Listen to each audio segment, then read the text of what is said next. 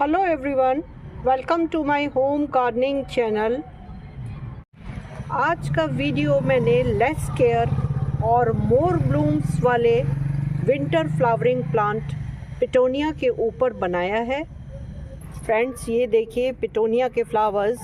ये मेरे यहाँ एक चौड़ी बनी हुई ऊंची क्यारी है, उसके अंदर मैंने ये पिटोनियाज लगा दिए थे और ये कितनी बम्पर फ्लावरिंग इसमें हो रही है। इसके कई कारण हैं, मैं अभी आपको जो है वो इस वीडियो में बताऊंगी कि कैसे इतनी ब्लूमिंग होती है।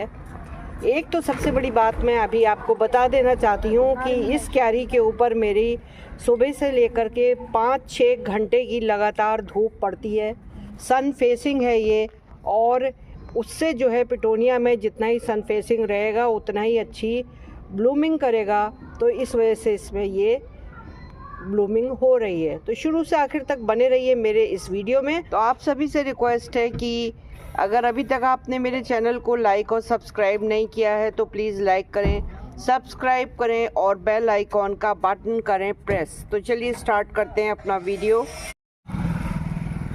तो पहला पॉइंट जो पिटोनिया के बारे में बताना चाहती हूँ फ्रेंड्स, वो ये बताना चाहती हूँ कि देखिए पिटोनिया जो है एक सन लविंग प्लांट है और इसको दिन भर में कम से कम 5-6 घंटे की सनलाइट ज़रूर चाहिए। ये इसको जब सनलाइट मिलती है तो ये बहुत अधिक ब्लूमिंग करता है। अब स्टार्ट करेंगे इसको लगाने से लेकर के, और ये कहाँ तक ब्लूमिंग करता है उस पर हम लोग डिस्कस करेंगे। तो जो मेरा पहला पॉइंट है वो ये है कि वैसे तो पिटोनिया को 3 तरीके से लगाया जाता है, सीड से, कटिंग से और सैपलिंग से। पर मैं आपको ये एडवाइस करूँगी कि आप सीड से पिटोनिया को ना लगा करके इसके सैपलिंग्स लाएं, जो कि नर्सरी पे केवल 20 रुपीज़ के मिलते हैं। उसमें आपको उसकी वैरायटी भी दिखाई दे जाएगी, कलर आपकी पसंद का मिल जाएगा, क्योंकि एक आध पिटोनिया ब्लूम करता रहता है। और या फिर अगर आप 20 रुपीज़ भी स्पेंड नहीं करना चाहते तो आप इसको फिर अपने मन मुताबिक इसकी कटिंग ले करके कोई भी इसकी अच्छी डालिए, इसको यहाँ से कट करके और उसमें जो है रूटिंग हार्मोन लगा करके और उसको प्लांट कर सकते हैं, तो भी पिटोनिया के प्लांट्स निकल आते हैं और अच्छी ब्लूमिंग करते हैं। पर मेरे ख्याल से सैपलिंग से सबसे अधिक अच्छी ब्लूमिंग होती है। अब इसका जो नेक्स्ट पॉइंट मैं डिस्कस करना चाहती हूँ वो इसकी सॉइल को लेकर के है। देखिए इसको एक वेल ड्रेन्ड फर्टाइल सॉइल चाहिए। मैं इसके सॉइल का मिक्सचर आपको दिखाती हूँ कि कैसा बना होना चाहिए। ये देखिए, ये जो मैंने इसकी सॉइल बनाई है, मिक्सचर जो है वो इस तरीके का होना चाहिए। इसमें गार्डन सॉइल है, सैंड है, कोकोपीट है और इसके अलावा वर्मी कंपोस्ट है। इन सब का जो है मिक्सचर बना करके पिटोनिया को हैंगिंग बास्केट पे भी लगाइए, या फिर इसको खुले मुंह की ट्रेज में लगाइए, और या फिर ओपन जो माउथ के गमले होते हैं आप उनमें लगाइए। इसके अब मैं ये बताना चाहती हूँ इसके बाद का थर्ड पॉइंट कि देखिए जो पिटोनिया है, जितना ही अधिक उसे सन पसंद है जाड़े में, उतना ही कम उसे पानी भी पसंद है। मैं आपको ये क्यारी दिखाना चाहती हूँ जिसमें मेरा पिटोनिया लगा हुआ है। ये देखिए कितनी अधिक ये ड्राई दिखाई दे रही है। ये देखिए, आपको अंदर से दिखाती हूँ, ये इसकी सैंड है। ये देखिए, निकाल के दिखाती हूँ आपको। ये देखिए ये कितनी भुरभुरी मिट्टी है। इसमें आज 2 दिन हो गए मैंने इसमें कोई भी वाटर नहीं डाला है। और ये जो आपको ये डिश भरी हुई दिखाई दे रही है, ये फिर भी ब्लूमिंग कर रहा है। तो अक्सर ये होता है कि जो न्यू गार्डनर्स होते हैं, जिनको कि नई नॉलेज होती है, वो सोचते हैं अगर फ्लावरिंग नहीं हो रही है तो हो सकता है पानी कम है, और पानी डाल देते हैं। तो पानी जाड़े में ज़्यादा जो है वो आपके प्लांट्स को ख़राब कर देगा। पिटोनिया हमेशा कम वाटर से बहुत अच्छी फ्लावरिंग करता है। 2 दिन छोड़ के 1 दिन पानी डालिए तो पिटोनिया बहुत ही अच्छी ब्लूमिंग करेगा। आपने देख लिया कि मेरी ये जो ट्रे है ये कितनी सूखी है, और इसमें अब 2 दिन हो गए हैं, तो अब मैं इसमें वाटरिंग करूँगी। तो चलिए अब इसके थोड़ा सा बहुत ही इम्पोर्टेंट पॉइंट है, फर्टिलाइज़र के ऊपर बात कर लेते हैं। तो देखिए, जब आप इसको जो है वो नर्सरी से लाएंगे, सैपलिंग्स को 2-3 दिन रखने के बाद आप इसको लगाएंगे तो जब ये ग्रो कर रहा हो तब इसमें आप ग्रोइंग के लिए नाइट्रोजन डाल सकते हैं। नाइट्रोजन इसमें हरियाली को लाता है, पौधे को बढ़ाता है, लेकिन फ्लावरिंग के लिए नाइट्रोजन बिल्कुल नेगेटिव इफ़ेक्ट करता है। अगर आपको फ्लावरिंग चाहिए तो नाइट्रोजन इसमें कम से कम डालिए।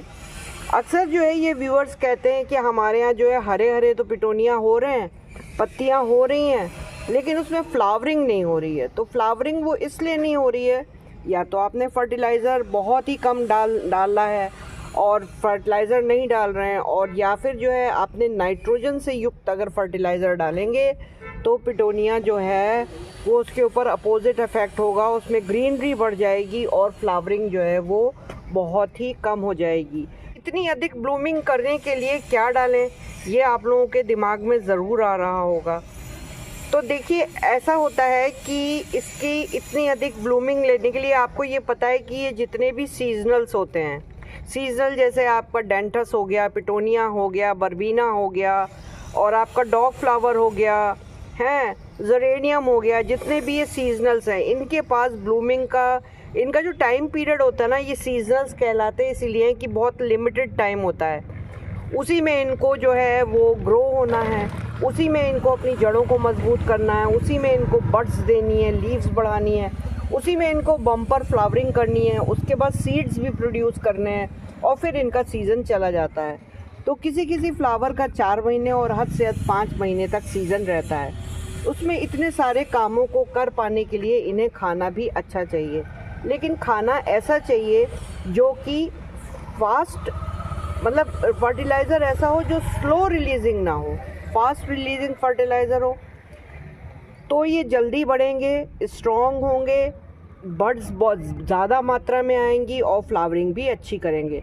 तो मैंने बताया नाइट्रोजन के अलावा आप जब इसे फर्टिलाइज़र दें तो फर्टिलाइज़र में आप DAP, di ammonium phosphate, potash के दाने, वर्मी कंपोस्ट और इसकी जड़ों को अच्छा स्ट्रॉन्ग करने के लिए बोन मील, ये इसका उपयोग आप महीने में एक बार, 15 दिन में एक बार थोड़े थोड़े सा फर्टिलाइज़र छिड़क के गुड़ाई करें और उसके बाद ये फर्टिलाइज़र डाल दें।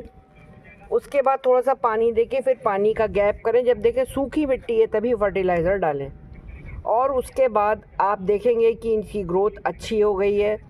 देखिए, जो घर के बने हुए फर्टिलाइज़र होते हैं मैं उनके अगेंस्ट में नहीं जाती, मैं भी उनका इस्तेमाल करती हूँ, लेकिन जो इनकी जो लाइफ पीरियड है वो इतना शॉर्ट होता है कि जो घर के बने फर्टिलाइज़र होते हैं वो स्लो रिलीजिंग होते हैं, उनमें इतने जल्दी इफ़ेक्ट नहीं होता है। तो जब तक कि इनके जाने का समय हो जाता है तब तक वो अपना असर दिखाते हैं। तो अच्छे और फास्ट रिलीजिंग फर्टिलाइज़र का इन सीजनल जितने भी प्लांट हैं सबके लिए उपयोग करना चाहिए। अब मैं कुछ ऐसे हिडन पॉइंट्स जो हैं पिटोनिया के बारे में बताना चाहती हूँ जिन पे शायद आप लोगों ने ध्यान ना दिया हो। पहला पॉइंट, फ्रेंड्स, अगर आपने कभी इस पिटोनिया के तनों को छू करके देखा होगा, स्टेम्स को या इसकी स्टिकी पत्तियों को छू करके देखा होगा, तो ऐसे देखिएगा इसमें से एक चिपचिपा टाइप का पदार्थ जिसे रेजिन कहते हैं वो निकलता रहता है। तो ये क्वेश्चन पूछा जाता है कि वो चिपचिपा पदार्थ जो है कोई डिज़ीज़ है क्या पिटोनिया की, लेकिन वो डिज़ीज़ नहीं है, वो इसका जो है ना पिटोनिया का हेल्दी है आपके पिटोनिया, ये दिखाता है कि वो अपनी सेल्फ़ डिफेंस कर रहे हैं। सेल्फ़ डिफेंस किस चीज़ से? जो कीट हैं, पतंगे हैं, वो इनके तनों पे ना बैठ पाएँ, इनके पत्तियों, इनके फूलों पे ना बैठ पाएँ, और वो चिपचिपे पदार्थ को देख करके इनसे दूर रहें, तो ये फ्लावरिंग अच्छी करेंगे और इनमें डिजीज़ बहुत कम होगी। तो ये चिपचिपा जो रेजिन टाइप का पदार्थ इनके तनों में से निकलता रहता है, ये एक हेल्दी पौधे को दर्शाता है। आप कभी भी छू के देखना, हल्का सा चिपचिपापन आपको महसूस होगा। इसको हम रेजिन कहते हैं, जो कि सदैव इसमें से एक हेल्दी प्लांट में से निकलता रहता है।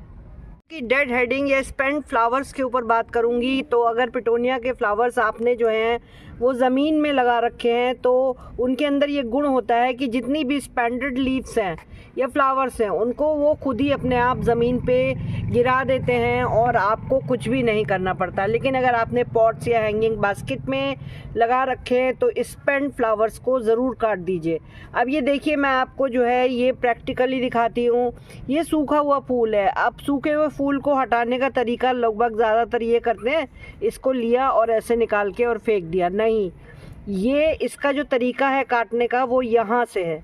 यहाँ से जब आप इसको कट करेंगे इस तरीके से, तो इसमें पीछे से और भी शूट्स निकलेंगे और ये फ्लावरिंग इसकी बढ़ जाएगी। तो अब आपको ये बताना चाहती हूँ कि अगर पिटोनिया की पत्तियाँ आपको पीली दिखाई देती हैं या इसकी जो वेन्स हैं, वेन से मतलब तने आपको पर्पल कलर के दिखाई दे रहे हैं, तो ज़्यादातर ये सोचा जाता है कि इसमें फर्टिलाइज़र की कमी है। लेकिन ये फर्टिलाइज़र की कमी को शो नहीं करता।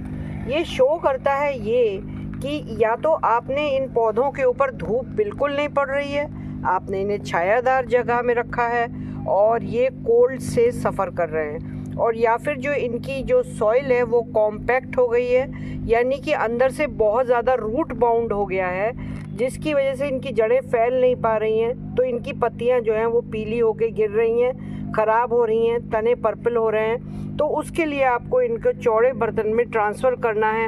इनका कॉम्पैक्ट जो बहुत ज़्यादा सॉइल कॉम्पैक्ट हो जाएगी, सॉइल की कंडीशन को दर्शाता है। तो ये चीज़ का ध्यान रखना है कि पिटोनिया आपके खुले में और अच्छी जड़ें उनकी फैलें और कॉम्पैक्ट सॉइल ना हो पाए।